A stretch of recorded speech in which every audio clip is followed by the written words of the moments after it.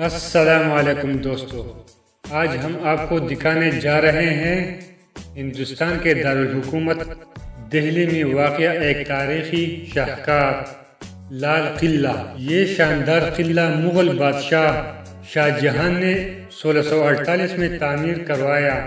یہی وہ بادشاہ تھا جس نے تاج محل بھی بنایا تھا۔ لال قلعہ کو لال پتھروں سے تعمیر کیا گیا، اسی لیے اسے لال قلعہ کہا جاتا ہے۔ یہ قلعہ کئی صدیوں تک مغل بادشاہوں کی رہائش گاہ رہا۔ یہاں سے ہندوستان کی تاریخ کے بڑے بڑے فیصلے کیے گئے۔